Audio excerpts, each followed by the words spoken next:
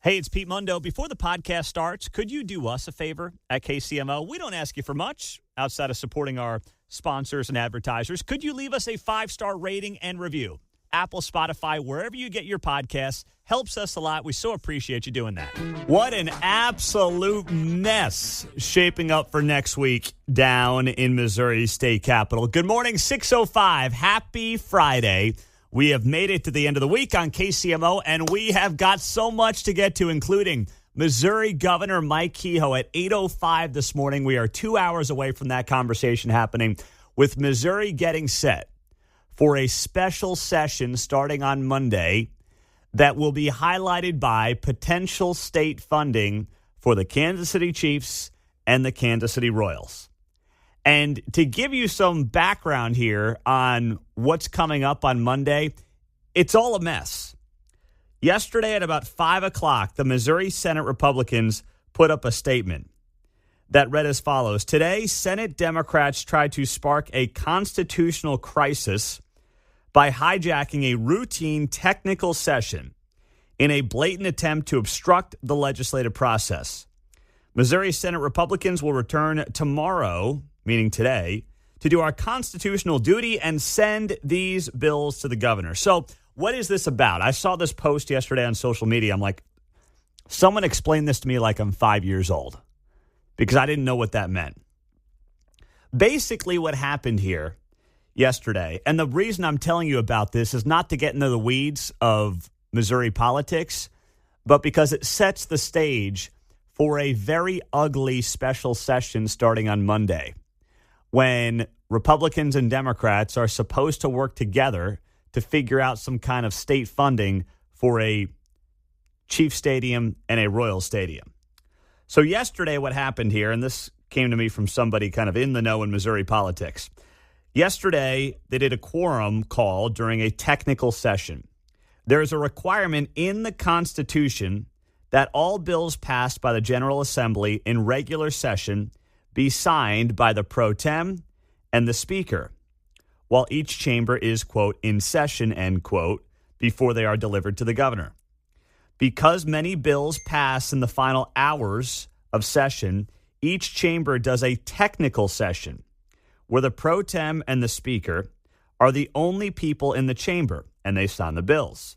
No one objects to there not being a quorum because it's just technical stuff, right? No bills are getting debated. Well, yesterday, 2 Democrats in Jeff City hid out in the Capitol. Now, what that means, where they're hiding, are they in the bushes? Are they in the bathroom? Are they popping out of closets? I don't know. But 2 Democrats hid out in the chamber. I mean, get a freaking life, would you please? They're the same people that, protest at 2 o'clock in the afternoon when the rest of us are at work. For crying out loud. My gosh. So 2 Democrats hid out in the Capitol. And when Cindy Laughlin, who is the Senate president, went to sign the bills, these Democrats pop out of nowhere and object to there not being an official quorum. Now, there were no Republicans in Jeff City yesterday. So this is the first time in 200 years that the minority party has tried a trick like this. So now everybody has to go down to Jeff City today to establish a quorum to get these bills that were passed at the end of the regular session officially signed. Because if they didn't do this, every bill that passed could be thrown out by the courts, including all the budget bills. That is what someone in Jeff City told me about this debacle yesterday. So Democrats are like hiding out in the toilet stalls and jumping out of nowhere and then demanding a quorum as they're going through just official proceedings to sign bills that were passed at the end of regular session. And you're telling me that these people are supposed to come together on Monday, sing Kumbaya, and pass potentially hundreds of millions of dollars in funding for the Chiefs and the Royals? I don't like the odds of that right now. I don't. You got Missouri Freedom Caucus members who are like, we're not bailing out and giving money to billionaire sports ball teams. That's what they're saying. You've got Democrats who are clearly ticked off at Republicans. That's why they're hiding out in bushes and bathrooms. and throwing everything in the chaos yesterday. And now Mike Kehoe has to figure out how to get these people to work together. And then back here in Kansas City, you're getting a lot of people who are just fed up with the song and dance, with the dog and pony show. They feel like there has been no transparency by these teams, most notably the Royals. And you got that sense yesterday from Quentin Lucas, the mayor of Kansas City, who was on this show, and he was basically saying in a nice way, would this team find a plan for crying out loud? Say this with love to the Royals. I think it's great. 81 nights a year is something we love in Kansas City now. I think it'd be great in the Crown Center, Washington Square Park region, or elsewhere downtown. Be beautiful. Be exceptional. That's why we're putting money forward. But it is time for a plan, and it's time for that next phase, not this sort of ongoing conversation. And maybe that plan is it'll be Overland Park. I hope they talk to the people. They talk about the zoning issues. They talk about traffic. But anyone, anywhere in this area deserves that now. Yes, he's right. He is absolutely right. Now, you might just say, hey, Lucas just sounds like he's got sour grapes because he knows they may not stay in Kansas City, Missouri. Maybe that's true, but you know what? Whether you voted for Mayor Lucas or not, whether you like most of his politics or not, I think we can all agree that his frustrations are shared by a bulk of the people and the citizens around Kansas City on both sides of our state line. How could you not? Like, unless you are John Sherman's fourth cousin, how could you not be frustrated by the way this process is played out, John? I'm trying to reflect inward here. Please. My first thought is, why wouldn't you censure the two clowns that were hanging out there for a procedure thing? I don't know. But then I'm thinking, wait, where am I drawing the line on this whole clown show in the first place? Right? Don't Republicans, don't we have both chambers in Missouri? Yes. I thought we did. You know what, though? We're talking technical politics that neither of us really know anything about. Yeah, and the whole thing is that it's not really so much a party thing. It's the two houses against each other, seemingly. Yeah. I once again, I don't know. That's what I'm trying to say, the two chambers. I don't know. Neither of us are experts in terms of how the technicalities of either Topeka or Jeff City work. All I know is now everybody's got to go back down to Jeff City, and they've got to go down days early to get these bills officially passed from the regular session. So the whole thing is a circus, and the reason I bring that up is because it sets the stage for Monday in what is going to be a very nasty special session that is supposed to be highlighted by money for our two sports teams. On the text line, 913-408-7957. Well, Pete, the Democrats who jumped out of the bushes, or in your example, jumped out of the closet, I guess they're not in the closet anymore. I see what you did there. I see what you did there on the text line. That's well done. That's pretty sharp for Friday morning before 6:15. Excellent work. 913-408-7957. That's how you join us on KCMO Talk Radio, 95.7 FM.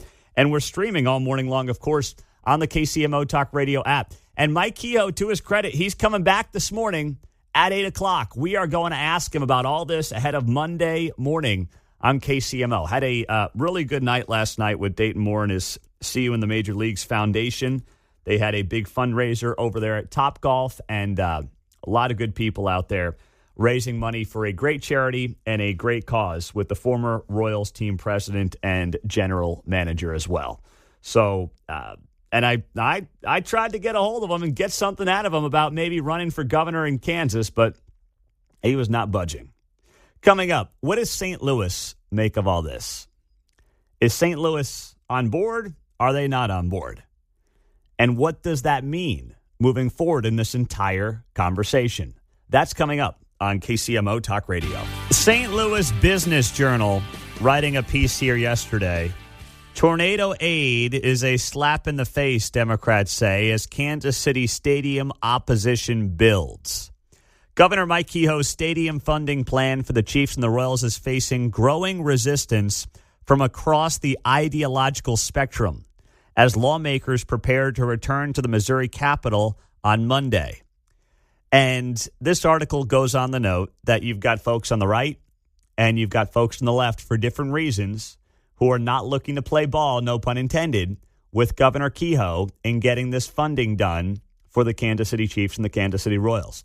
And in St. Louis, they're calling it a slap in the face to try to work in tornado disaster relief to potentially this bill, this funding bill, that will also include monies for the Chiefs and the Royals. New wrinkle, too, because down in Henry and St. Clair County, where we just had the tornadoes, they are not eligible for state money because apparently the homes there, many of the homes are considered second homes. Lake properties, so they were denied state aid. So that makes some people right here in the area not real happy. Oh, boy, this is good. Yeah. All right. So on the left side, then, you've got Democrats who are still seething over the fact that the session ended abruptly 2 weeks ago, and they didn't get to debate or filibuster further around the issue of abortion. So everybody is pissed off right now. Everyone is ticked. This is exactly what happened last April when the vote went down in flames in Jackson County. Everybody had a reason to hate the bill and vote no. And if I were a betting man right now, I mean, we're getting ready for this big special session on Monday, and it seems like everybody's pissed at Kehoe for something at this point. He's using a lot of political capital on this moment. And I keep coming back to the idea as to whether or not he even had to do this. He's doing this right now because he thinks he's got to get ahead of the state of Kansas. Their June 30th deadline is approaching for the Star Bond offer, and he believes he's got to have something on the table by the end of this month because the Royals have basically said our deadline is the end of June. I'm not convinced that that's the case. When have the Royals ever abided by a deadline in this entire process? Ever. I mean, heck, they were on the ballot in Jackson County, and they were still moving around streets. Remember that? I mean, we were like, all right, stadiums go to the crossroads. And as people were voting leading up to that Tuesday, like John Sherman was negotiating with business owners around town about like buying buildings and moving roads and all this stuff as people were going to the polls. They have never abided by a timeline or a deadline. So why are we magically suddenly taking them at their word for this deadline? I may be mistaken, but it seemed like they were going to make an announcement about Bobby Witt Jr.'s contract at a certain point, and that came a little bit later, just to pile on here. Just to pile. Oh, boy. That's kicking a man while he's down. But, yeah, good memory there, John. So I'm just sitting here from afar and saying, is Kehoe putting too much of his political capital into this right now? And is he the one who is falling for the bluff in this entire process? It's very possible he is. And it could do a lot of damage in terms of how Democrats, Republicans in Jeff City end up going about their business in the months ahead. Let's go to Stephen. He is on KCMO. Hey, Stephen, good morning. Oh, Pete, I got my popcorn for this one. Let Mizzou be Mizzou, baby. Woo!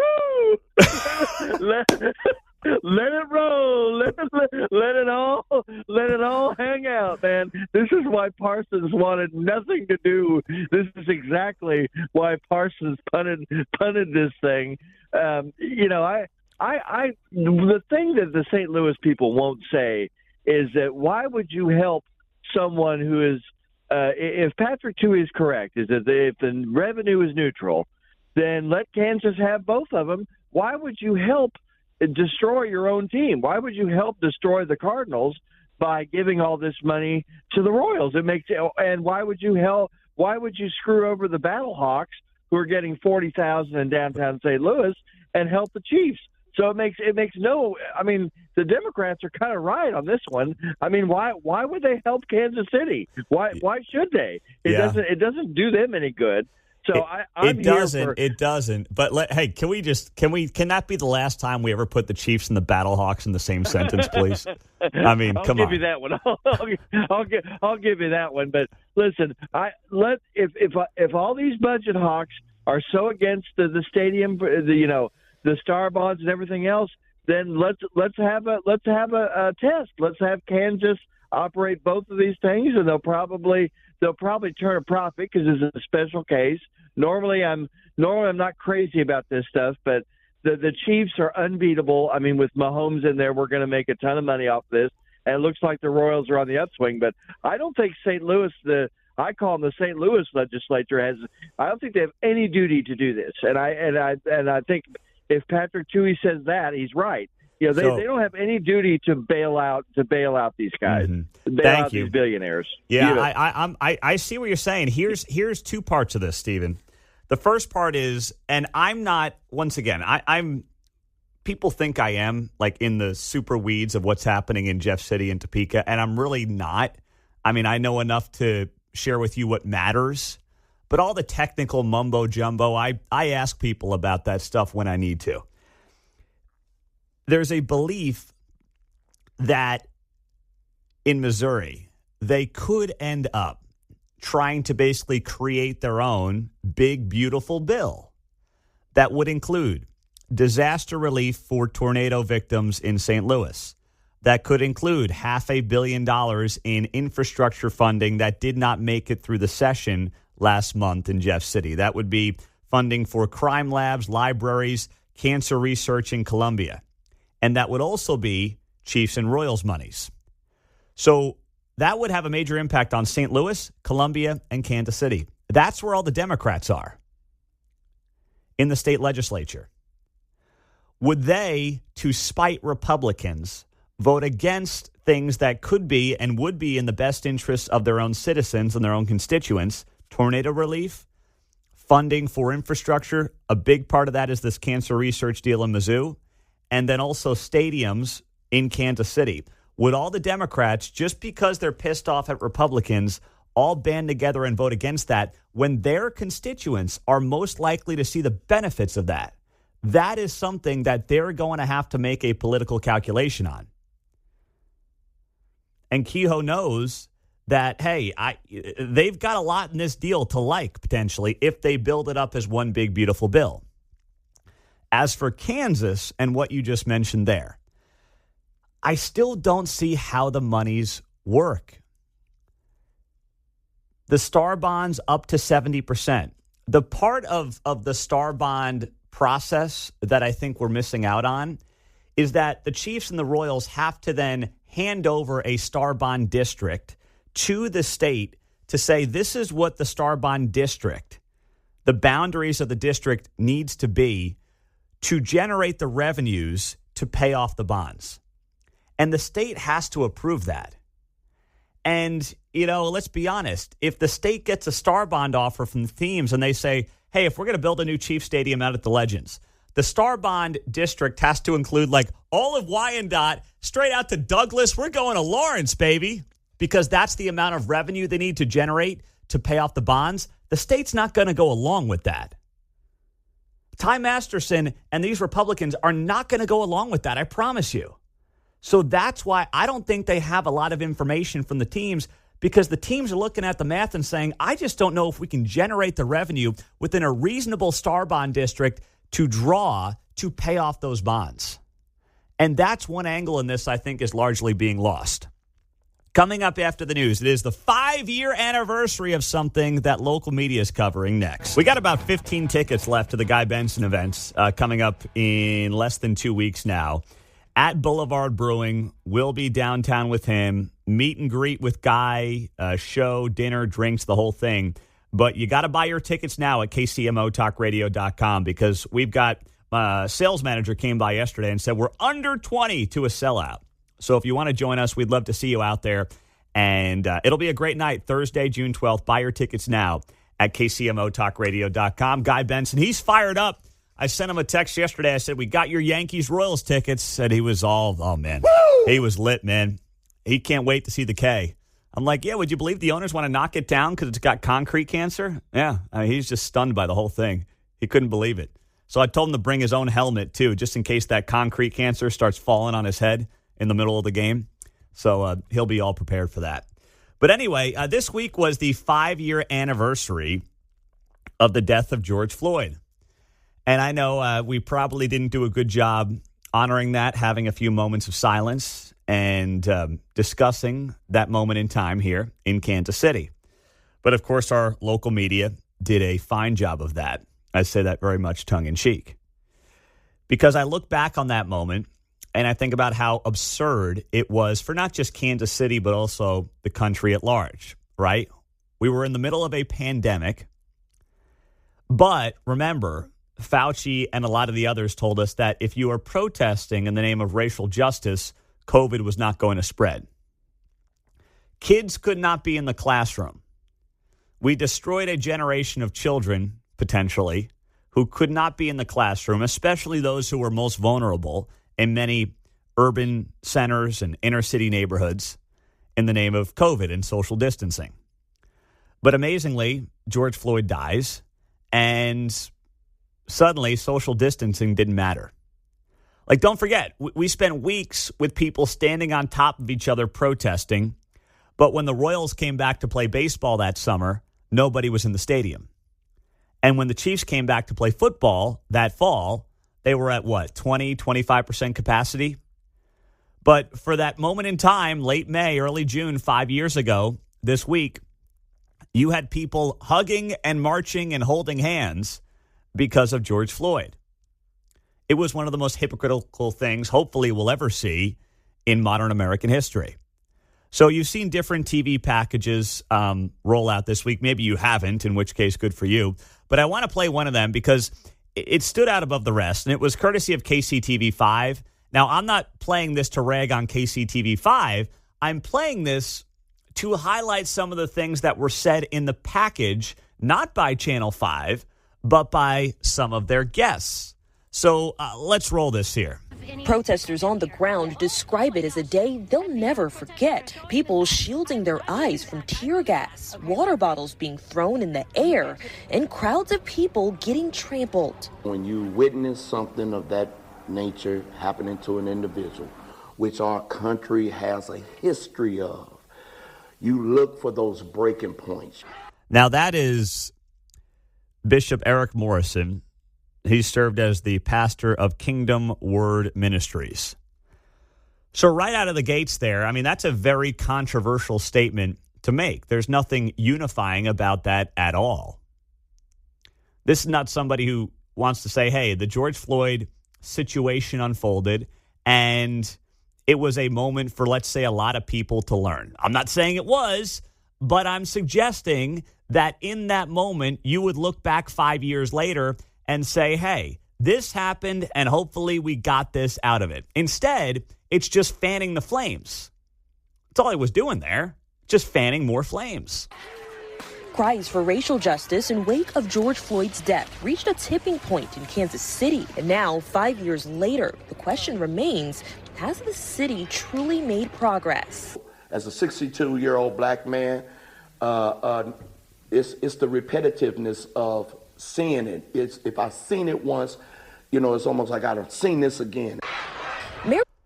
Of seeing what? What are we talking about seeing?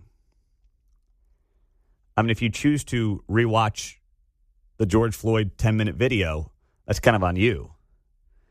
But you know what I am tired of seeing? I'm tired of seeing homicide numbers continue to break records around Kansas City. And that's what's happened multiple times in the wake of George Floyd's death. See, the main thing that George Floyd's death led to was an increase in inner city homicides because cops backed off. They didn't feel welcomed. They didn't feel like anybody had their back. You saw in many cities, including Kansas City, a justice system that became incredibly woke, even woker than it already was. You had prosecutors who suddenly said the way to create social justice is by not charging and prosecuting hardened criminals. And that didn't lead to, woke white people off the plaza mostly being impacted. That impacted the inner city core. They're the ones who got impacted by the awful, awful policies that came out of George Floyd's death 5 years ago. I'm kind of curious why a 62-year-old man ain't got nothing to say about the local homicide numbers. I know. Right? Exactly right. No, to your point. And that's the other thing that I wanted to push back on as a boomer. Boomers will try to tell you guys how it was. They're kind of bigging it up and making some history, or they're co-opting some history that isn't theirs is kind of the deal. So I'm here to call bluffs on the Boomers. Yeah. From Boomer to Boomer. We Yeah. got Boomer on Boomer crime here. John Anthony to Eric Morrison. We grew up in the 60s if you're 62. So Kansas City in the 60s was a little bit better, racially speaking, than it would have been in the 30s and 40s. So progress was being made, albeit maybe not as fast as people wanted. But absolutely. To that point. Eric Morrison is the voice you're hearing there, who has served as the pastor of Kingdom Word Ministries. And a big part of this entire stance that he is taking is to keep the grift going. Let's be clear. You can't ever say, if you're part of the grift, whether it's Al Sharpton, whether it's Eric Morrison here in Kansas City, let's be clear. The grift is your business. Okay? That's it. Show some RESPICT. That's your business. It's how you make money. It's how you get attention. You can't ever say, like, we've made serious progress. Or, you know what, I think we're in a lot better spot than we were 5 years ago when it comes to, how police deal with inner city neighborhoods and vice versa. You can't say that. Because if you say that, if you make that statement, what does that mean? Well, that means suddenly you're out of work. That's what it means. Quentin Lucas says on a city level, progress looks like transparency. Since 2020, the city has added more public comment during Board of Police Commissioners meetings, and the Missouri Highway Patrol now handles investigations on officer-involved shootings. Well, oftentimes rioting is the sound of the voice of the unheard. And a lot of people were feeling like they weren't heard in the system and in the process. Hopefully, all these years on, people feel more heard. According to a spokesperson from KCPD, it was this same year the agency began using body cameras and implementing new training for the... Now, I actually don't mind what Quentin Lucas said there at all. He didn't lean into anything. He was just like, hey, I hope people are feeling heard.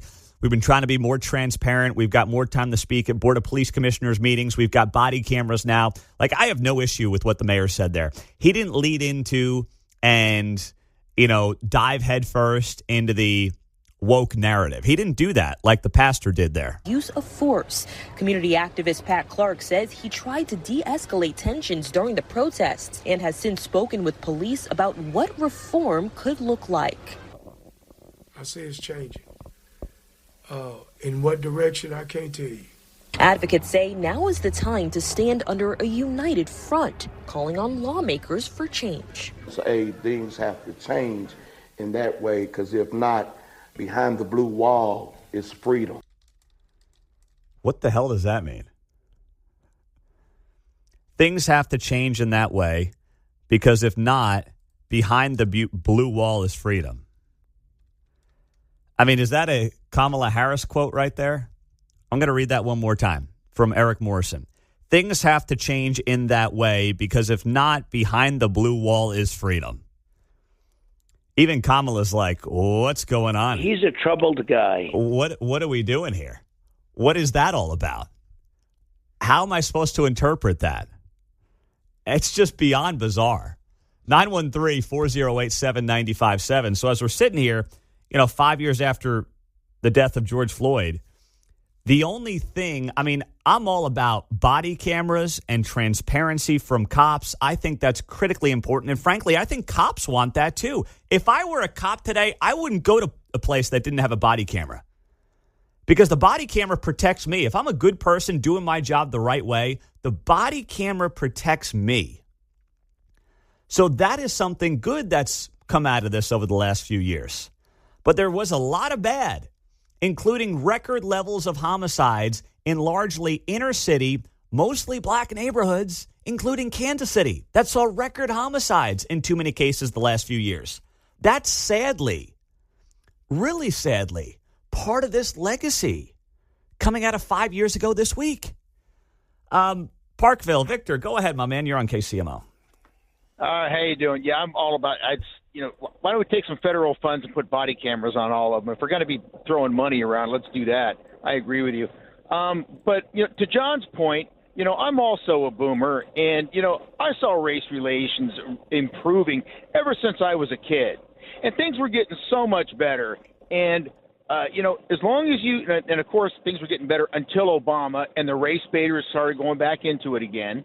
And as long as the inner city community, as long as the African American community or black community, whatever you decide to be called at, continue to buy into this victimhood mentality until you take back your culture to a good, God-fearing family culture, two-parent household, working towards improving your life, and take it away from the gangbangers and the thugs and the rappers and all that kind of stuff, then that's what you're going to have. You're going to continue to be there. Control your own destiny.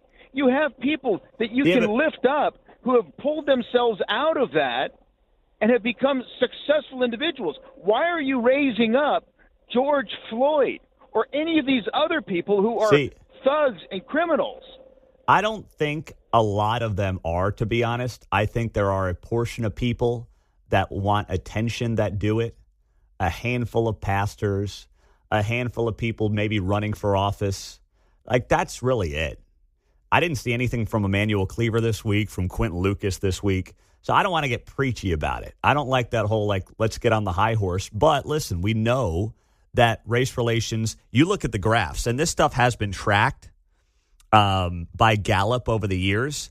And race relations were basically in the best place they've been in this country's history. And then, yes, they started to get worse late in the first term, early in the second term of President Obama. That is a fact. Just to be clear, that is in Gallup polling that has shown that. That's not like my opinion. It's not Victor's opinion. That's a fact. So we've got to acknowledge that, right? We got to look at that for what it is and acknowledge that those are facts that are out there. Why did that happen? Because he was not the great unifier he pretended to be. He just wasn't. And then when you look at some of the other issues, listen, we understand two-parent households are going to be better off. Victim mentality is not going to work. Now, there are victim mentalities, I think, in every demographic to some degree, sad to say. But there's no doubt that, when we look back 5 years ago, the people that put that man on the pedestal were dead wrong. And deep down, I think a lot of people understand that. And those that don't are just looking to keep a good grip going. We are 1 hour away from Missouri Governor Mike Kehoe being here for an exclusive conversation ahead of Monday's special session that begins, where they will try to get funding for the Kansas City Chiefs and the Kansas City Royals through the state legislature. But a lot of people not on board with this. We know St. Louis is ticked off. Democrats are very upset. And we also know on the Republican side of the aisle, well, the Missouri Freedom Caucus is not having this either. That would be the most conservative group in the Missouri Senate. Here was a statement that came out yesterday from the Missouri Freedom Caucus that read as follows. Headline, Missouri Freedom Caucus ready and willing to work with governor on tax relief for all Missourians, but, quote, hard no, end quote, on billionaire bailout. They write here in a statement from the Missouri Freedom Caucus, this would be, once again, the most conservative members of the Senate. If the governor and Missouri's legislative leadership are interested in broad-based tax relief for all taxpayers and reforming Missouri's broken initiative petition ratification process as part of an overall special session plan that will benefit all Missourians and not just wealthy billionaires, the Missouri Freedom Caucus is ready and willing to deliver. But the end product of this special session must be a win for all residents of the Show Me State, and not just a handout to wealthy special interests. If Governor Kehoe and legislative leaders insist on using taxpayers' hard-earned dollars for a $500 million or more handout to billionaire sports team owners in a standalone bill, the Missouri Freedom Caucus will vote against such a proposal and will consider utilizing any tools at its disposal to stop it. So you got to read between the lines there, but the Missouri Freedom Caucus is not saying they won't vote for Chiefs and Royals funding. They're not saying that. What they're saying is they won't vote for it as a standalone bill. They will vote for it potentially as part of a big, beautiful bill, to use that terminology, which of course is popular right now in Washington, D.C., but they won't do it in a standalone bill. This is what we're going to get next week in Missouri. We are going to get a big, beautiful bill that probably isn't all that beautiful, but everybody's going to get something. There will be tornado relief in this bill for St. Louis. There will be infrastructure funding that did not make it to the end of session for pet projects around the state. There will be Chiefs and Royals funding. And there may be, although this would be a stretch, initiative petition reform. What does that mean? That is the process that right now makes it very easy for outside groups to basically change Missouri law. They gather a bunch of signatures. They get it on the ballot. It's got to pass by a simple majority. This is what they did for the abortion issue last year and also for sports betting. It is right now very easy to change Missouri law through the initiative petition process. And this is something that conservative Republicans have been wanting to fix for a long time. And for reasons I don't understand, they have not been able to get it done. Because what happens is a lot of dark money, left-wing money comes into Missouri through the initiative petition process. They get the stuff on the ballot. They spend millions and millions of dollars to advertise around their issue. And they've had success on things like minimum wage, abortion. Sports betting wasn't super political either way, but same kind of process. And Republicans have, for some reason, been unable to put a stop to it. So if they can get all this stuff in the bill, the Missouri Freedom Caucus may go along with funding for the Chiefs and the Royals. They're not saying they're a hard no, despite what the headline reads, saying they're a hard no on billionaire bailout. They're not a hard no. The statement goes on the note that they're only a hard no if it's a standalone bill. So their headline did not match what they actually said in the statement from the Missouri Freedom Caucus. I reached out to Rick Bratton. He's a state senator down in Cass County. You may recall he ran in the primary against Mark Alford in, I guess that would have been 22, and came in second place. I couldn't get a hold of him. Sent him a note last night and did not hear back. I'm not sure why, because I've got people pitching me on Rick Bratton all the time. The problem is I don't like getting into the weeds on a lot of the stuff going on in Jeff City unless it's super high level, 35,000-foot view, or it's definitely going to happen. I'm not like, hey, Senator X, Y, or Z is proposing a bill and then nothing ever comes out of it. Like, I don't do a lot of that because I don't think most people really care. Nobody cares. So I don't really go down that road. But today would have been a great day to get on a guy like Rick Bratton from the Missouri Freedom Caucus, but we were not able to do it. We'll shoot for Monday.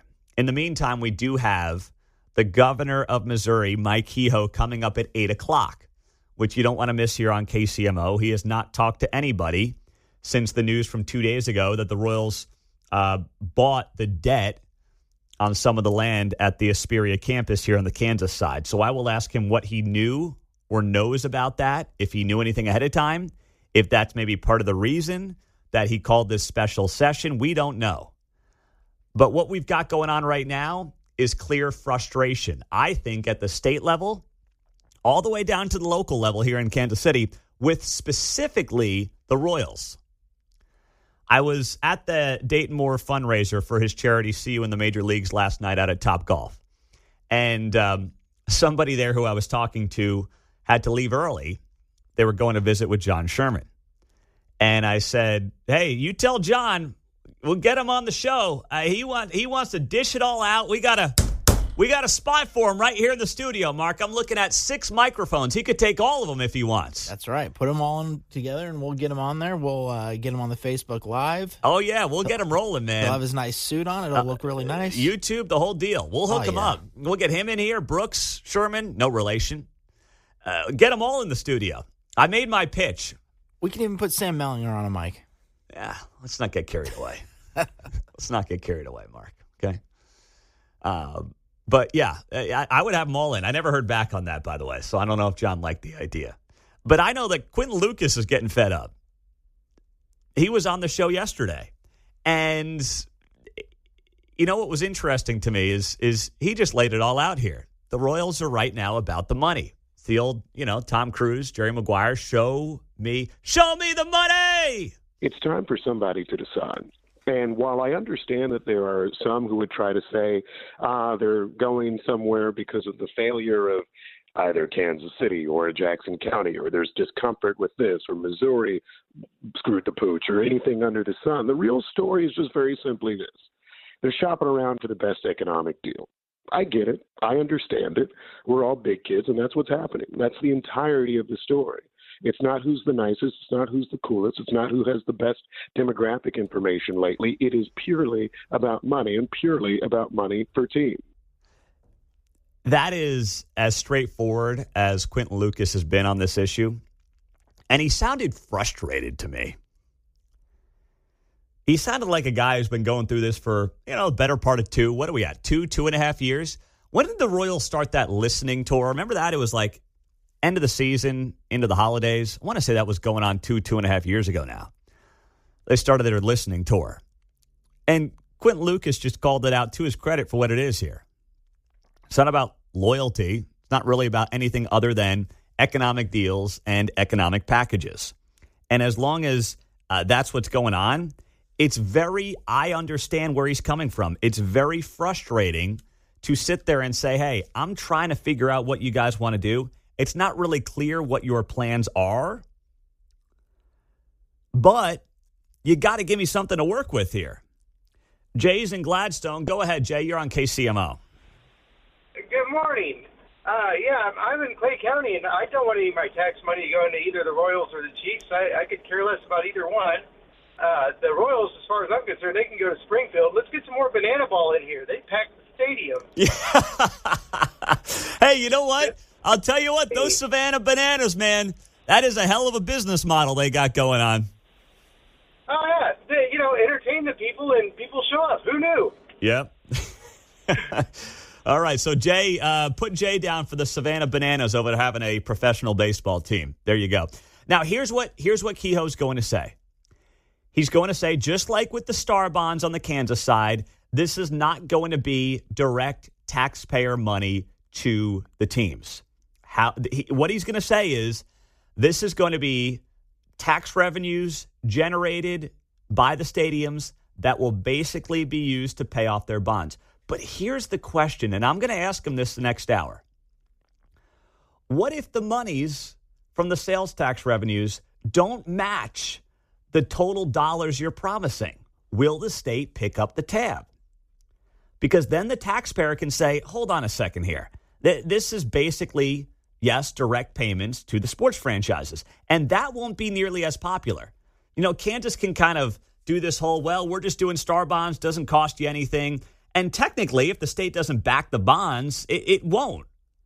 The question is, how do they make the math work to generate enough revenues on the Kansas side? How big does the Star Bond District have to be to generate additional sales tax revenues to pay out the bonds? We don't know. No one said anything about this. It's never been tried on a project of this size. Speedway was $300 million.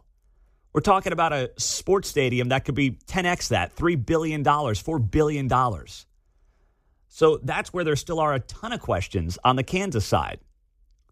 913-408-7957. Governor Kehoe at 8:05. It will be, I'm gonna go out on a limb here and say it'll be the most important conversation on Kansas City radio this week. Governor Kehoe ahead of the special session on Monday. Call me crazy, but I think it will be. Text line is 913-408-7957. I can report Bill O'Reilly made it out of China with his son in one piece. So they got out of there after visiting China and doing a little dog and pony show for the Chi-Coms and all the cheese buddies about Trump. So we'll get Bill on here in the next week or so to report back on that trip to China. On the text line, Pete, Kansas already taxes the snot out of us. And they've had some crazy surplus of tax revenues. So I'm sure Kansas will figure out how to fund those Star Bonds if the Chiefs and the Royals want to come over to Kansas. I'm not so sure on that. We had on Senate President Ty Masterson 2 days ago, and he made it very clear. The state of Kansas will not back the bonds. They won't do it. That was, to me, the only avenue to getting these teams, at least one of them, across the state line, just based on the math. Because when you look at, the work that has been done with Star Bonds, and the Missouri Independent had a piece about this, the Kansas Speedway's original bond was $24 million. That's the equivalent of $47 million today when adjusted for inflation. Children's Mercy Park received $150 million bond before its 2011 opening. If the Star bonds are going to cover up to 70% of one or both of these two stadiums, do the math.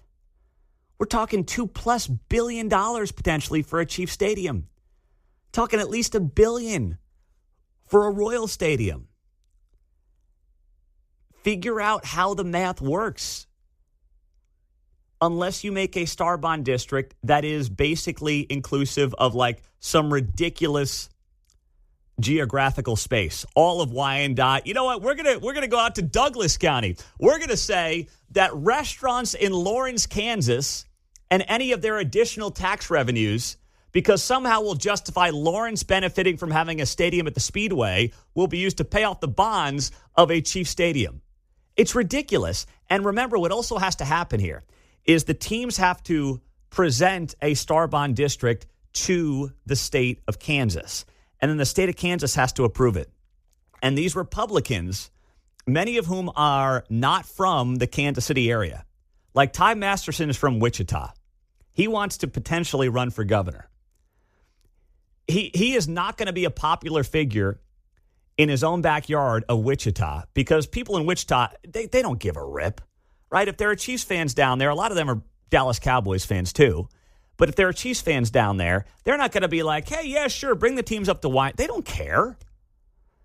So if they're going to draw and allow the teams to draw some ludicrous Star bond district to justify the revenues to pay off the bonds, they are not going to be popular with a lot of Republican-based voters outside of the Kansas City area.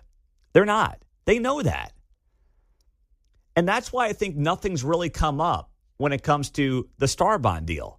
Because they've got to figure out how to draw a district with enough business action to then pay off a tremendous amount of bonds that has never been tried in the state's history.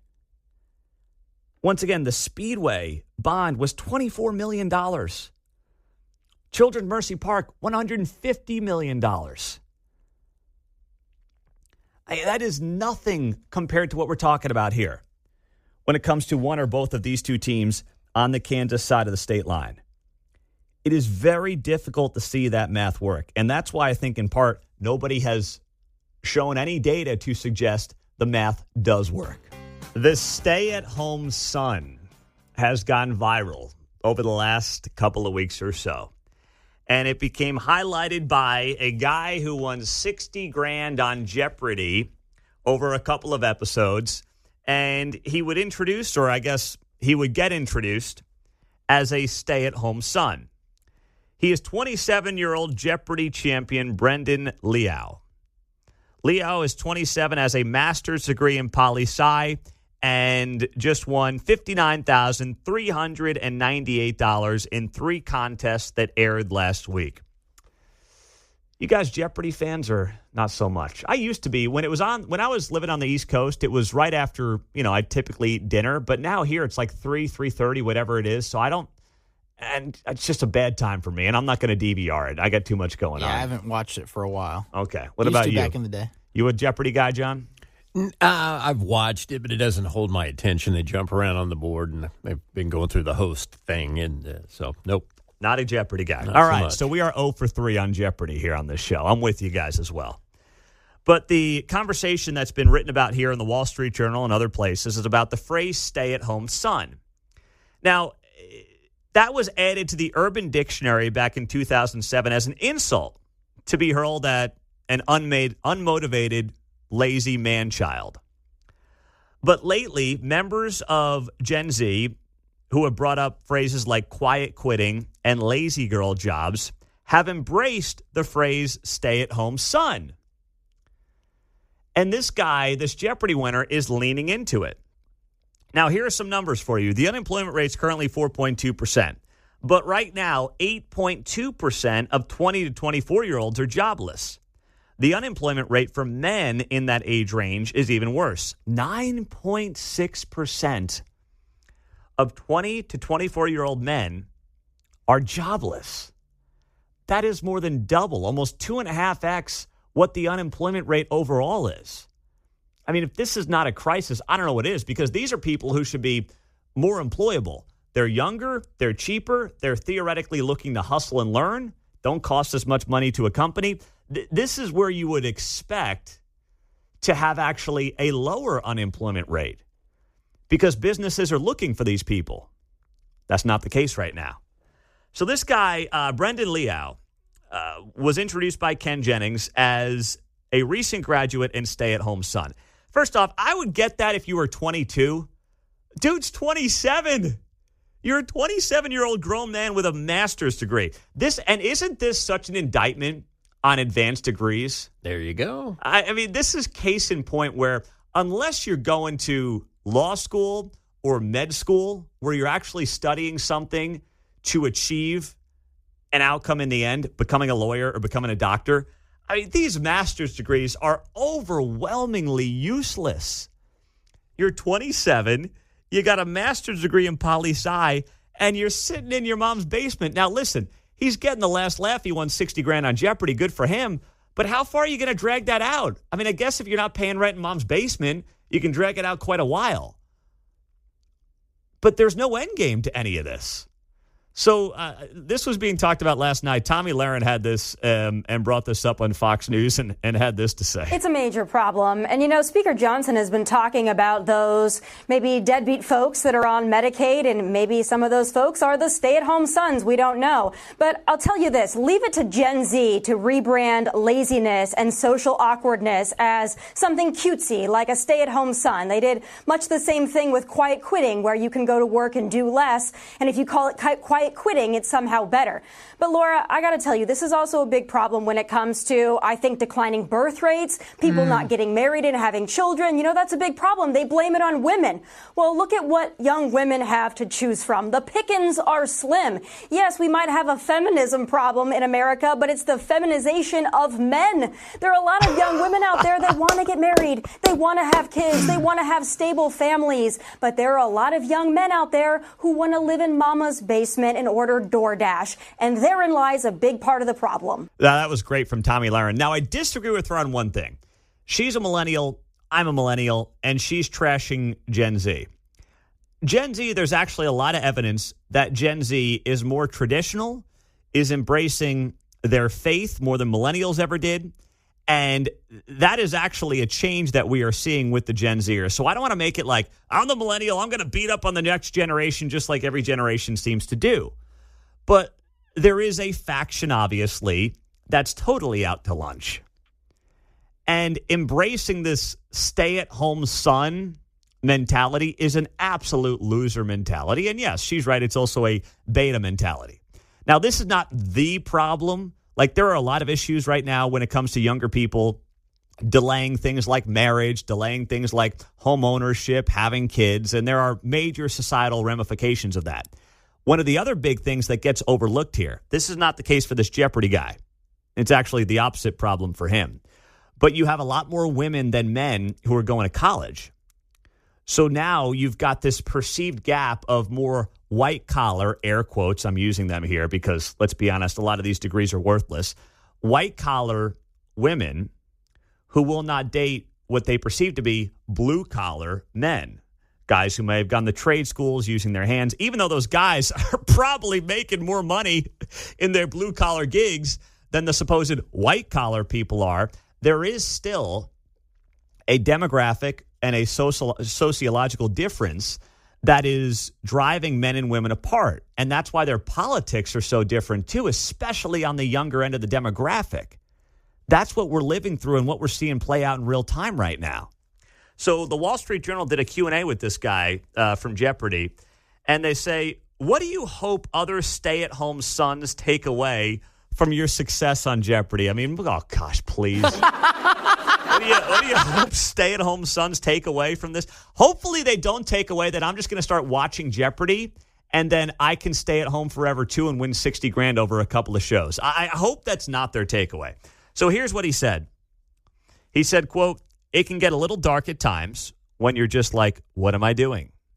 I'm just here at home. I would tell people to keep the faith, hang in there, and maybe study for Jeopardy. No, that's the wrong answer. He's a nut job. That's the wrong answer. The answer is don't do what I'm doing. Get out there. Get to work. I've got a new outlook on life. I'm going to use this money to, maybe buy myself a place, put down a down payment, go start applying for gigs. I mean, no, the answer is it's tough out there, man. Hang in there. Maybe study for Jeopardy. No, John, please don't do that. Don't take his advice. Well, he won $60,000 there. I'd be checking his student loan debt before I'd be handing over a check on that one. So. Yeah. Can we send Tom Homan and the ICE folks to his house just to check on his student loans or something like that? Can we pull them aside for a few minutes? Fabulous prizes waiting off stage. Here's Elon to tell you all about it. Oh, that's great. That's absolutely fantastic. So then they ask him here in this Wall Street Journal piece, what's next, law school? He said, I don't know what, and I hope it's not law school. The guy's got a master's. What are you going to be in school forever? I've got some people I know like that in my life. And once again, they weren't studying to be anything like a doctor or a lawyer. They just keep getting degrees and kind of delaying the real world. Anyway, he says here, I don't know what's going to happen with all this Jeopardy stuff and newfound publicity. If something better comes along, I'm not opposed to shelving law school for a bit. In the long run, government work or politics, perfect. I mean, him and Bernie Sanders, right? Never get a real job. Just get into politics. He could take this free Harvard course. Yeah, exactly. Citizen American politics, yeah. He could join you, Mark, and become, I don't want to call you a Harvard grad, but a Harvard certificate owner. Is that a fair phrase to use? Yeah, that's good. He's alum now, right? Let's no. Drop out. Let's not give him a big ego there, John. He's got a Harvard certificate he took at 12 a.m. when he couldn't sleep because his kids were keeping him up. Let's not get carried away here. And he's wearing a KU hat this morning. So where's your Harvard pride there, young Harvard man? of the Midwest. KU right here. Oh, stop. You're pissing off Mizzou and K-Staters all over the place. He goes on to say, I may work in government or politics. I wrote my master's thesis on the House of Representatives, and I really want to work on the Hill. Working in the Senate as a staffer would be my dream job, basically. So go get it, bro. Go get it. I'm telling you, they are begging people to work on the Hill. They pay them nothing. They pay these kids in Washington, D.C., like 25, 30 grand, which is the equivalent of making like 15 grand in Kansas City. They're all living like 10 people in a shoebox apartment, but you're doing it because you love it. You want to get to know people. It's a who you know kind of town, and you hope eventually your career takes off, whether it's in government or lobbying or whatever it might be, policy work. Go get it, bro. You got 60 grand in the bank. That's the message to this young guy. And that's got to be the takeaway, not highlighting the idea of stay-at-home sons in the Wall Street Journal. I want the best for this kid. But, man, he's not making Jeopardy look good here either. The reason I don't watch a lot of Jeopardy is because I feel like an idiot when I watch it. I'm just not good at it. I don't perceive myself to be a dumb person. I'm not a rocket scientist, but I'm not an idiot. But I watch Jeopardy, and I'm like, I don't know. I'm like, why am I doing this to myself? You need to watch the celebrity version. That's where you can gain some confidence. Or the kids version. I'm good at that one. I don't know about that myself on that one. Not the kids, but definitely celebrity. When I was at the Dayton Moore thing last night, the fundraiser, there was this young guy. And once again, these are all mentees in the CU and the Major Leagues Foundation. And they're, a lot of bright kids. Some of them come from tougher backgrounds. But this one kid, he's like studying to be a rocket scientist. And he starts telling me all the stuff he's doing. And I'm like, dude, that's awesome. I'm thrilled for you. But I have no idea what you're talking about. He's like, okay, all right. But he was so smart, he just assumed I knew what he was talking about. But I had no clue what he was talking about. I threw some photos up from the event last night on my Instagram stories at Pete Mundo. You can see it there.